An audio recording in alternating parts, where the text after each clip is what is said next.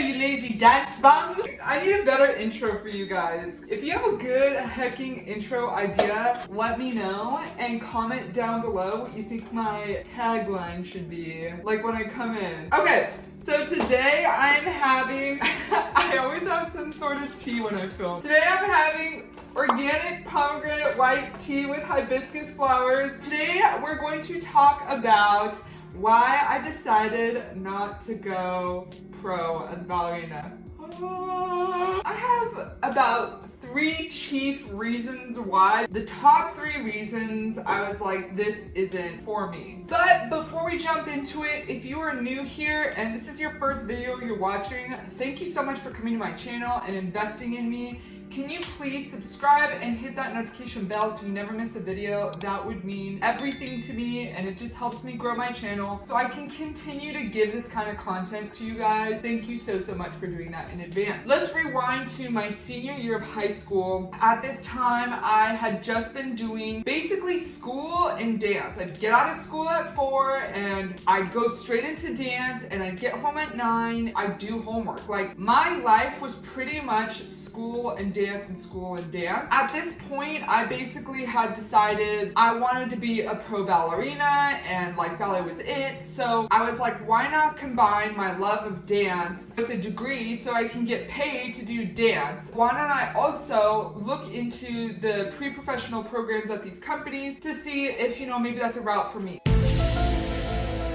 So I was basically at a fork in the road, and I was auditioning for trainee programs and also auditioning for college dance programs and just kind of seeing where the eggs fell. My parents sat me down after I received word from Ballet Magnificat that they wanted me to go to their year-round program, and I'd also received word from Joffrey Ballet that they wanted to have that time be invested in me as well, where I come into the year-round program. Again, guys, these aren't like really big companies. Hey, Gilmore, you suck. But for me, I was like, let's just try everything and see what happens. I had also gotten like word back from the colleges, like I'd either gotten into the dance program and not the academic, or gotten into the academic and not the dance. So it was just like not working out, and I was getting so frustrated. And like on top of all that, I was so hecking mean to myself because I was like, if I don't get into these top dance programs like Texas Christian University and Indiana University, then I don't want it. Like, I was very, and I feel like this is a super common personality for dancers, all in or all out. If I can't have the best of the best,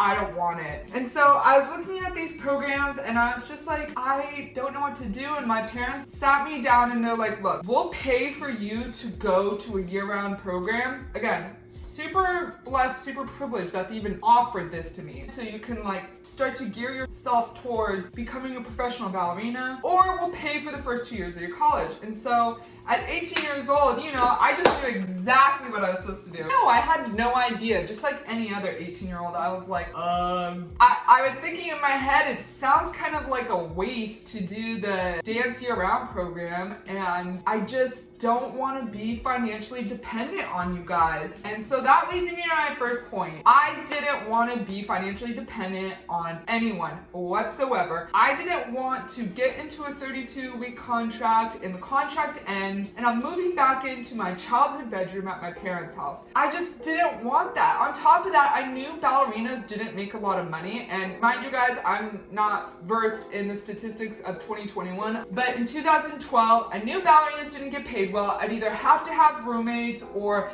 have my parents send me money, and I didn't want that. I just turned 18, and like any other high school, I was like, I'm ready to move out. I'm ready to experience life outside of living with my family and being financially dependent on my family. And I want to be able to financially support myself. And so that's kind of when I decided, is that the most ideal for me? And at the time, it really wasn't. I didn't want that for myself. And so I was like, why don't I just take whatever college wants me and, go with it. So first reason, I didn't want to be financially dependent on anyone. Maybe things are different now, and this isn't a diss to anyone that's a pro.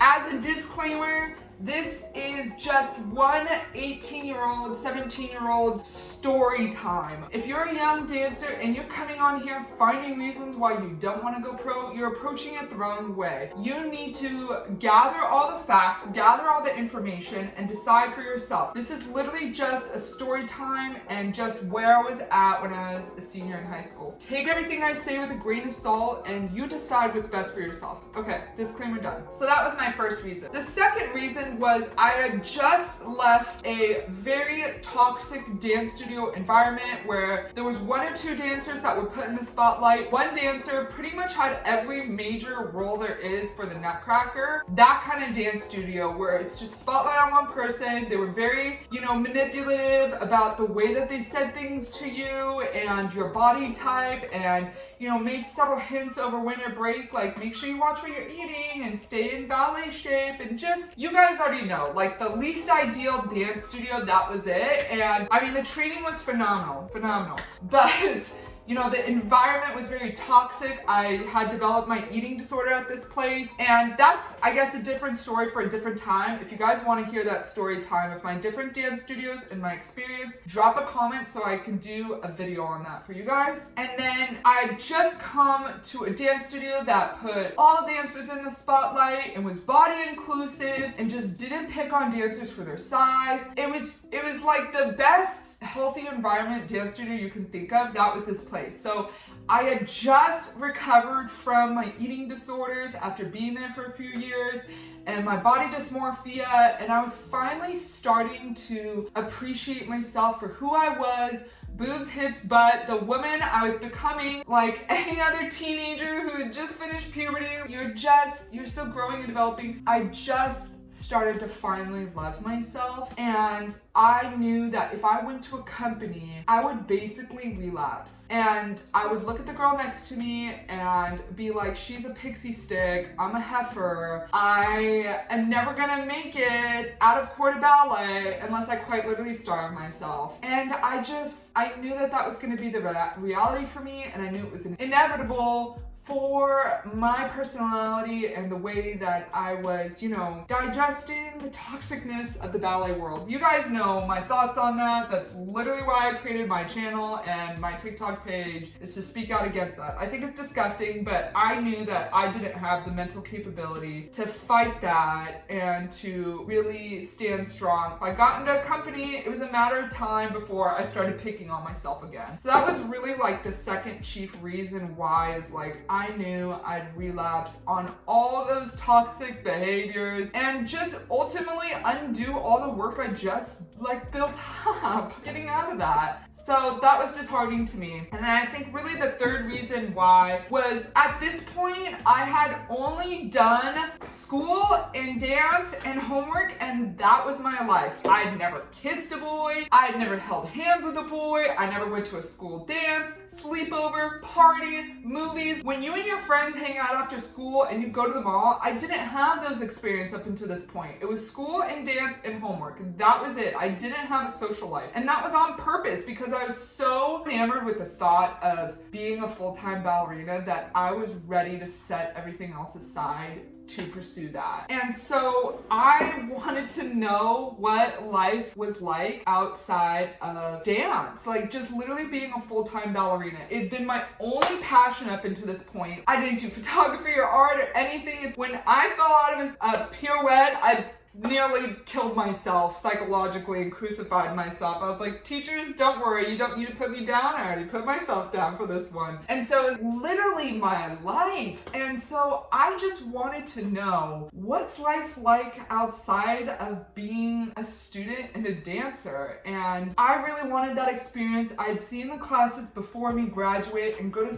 different colleges and have these like crazy cool experiences. And I was watching them and I was like, that looks like so much fun. I want that for myself. And so that's really when I decided I'm not, not that dancers don't have a social life. full-time ballerinas don't have a social life, but like you are literally engorged in your art form. I mean, it is literally sometimes your only passion. And you know, I'm really happy looking back on that because I did develop other passions. I love nutrition, I love fitness, I love lifting weights, need to get back into shape. And I started to develop passions outside of dance that made me realize life is not just about dance. And that's unfortunately maybe one of the downfalls, not of just being a dancer, but just really passionate about and, you know, fully involved in any kind of art form or any sport. It becomes you and that very art form. And so I knew that there was a life outside of dance that I hadn't experienced yet. So these were pretty much my 3 chief reasons. Again, guys, as a disclaimer, my best advice to you is really to just gather all the facts. If I could speak to my 17, 18-year-old self, I would say, don't listen to your studio director or your dance teacher or your parents or your siblings or your friends